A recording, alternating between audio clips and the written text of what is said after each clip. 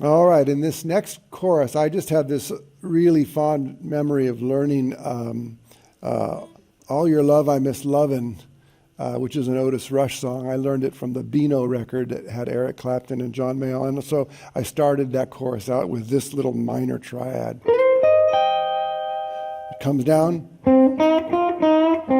to that area. I love this particular fingering area. It's lower on the guitar. The string bends are more evocative in some way. And I love moving my hand back toward the bridge to get these D and A strings to kind of jump out a little bit. Right? Then, in order to fulfill my idea of having good connections between events, I kind of recapitulated the idea of a minor triad arpeggio on the F minor chord, just letting it ring. And then back to C minor.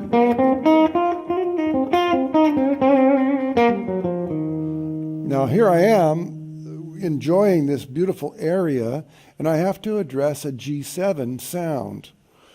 The G7 sound that's closest to this is this chord here, or some variety of G7 with a sharp 5, sharp 9, flat 9. So right in my hand area,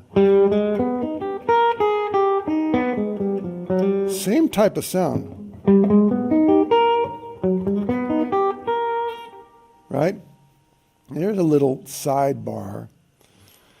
I don't think anybody's gone to a show in the audience and listened to a guitar player play and then left the show saying, oh man, that guy only used 2 fingerings of that melodic minor idea that he played. If it sounds good, it is good. Somewhere along the line, we got this notion that you have to learn every possible permutation of every possible thing.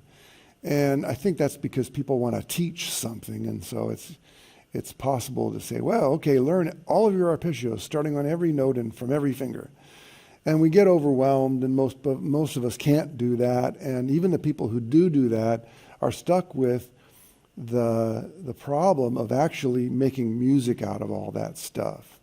So I am of the contention that in order not to get overwhelmed, in order to avoid information constipation, as it were, a couple of good things that you can really do are better than a dozen or more things that you know about that you can kind of hack your way through, but you can't really make music out of. So start with one good thing, and then add to it one good thing at a time.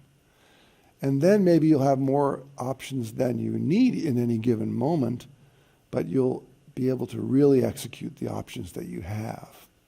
So, because I already played this idea, and I just happened to put my hand down here,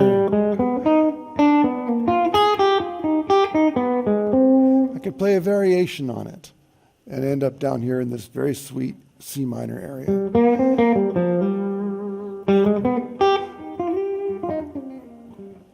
Okay, so there's a little bit of conceptual information about how to navigate through this relatively simple chord progression to get a theme and some variations, and also to add some interest along the way. And the way we're doing that is we're playing C7 right before the F minor some of the time, maybe some other times we're not. And then we're also playing this G7 altered on the 5 chord. There's a couple of other strategies. We'll see it in chorus number 3 coming up.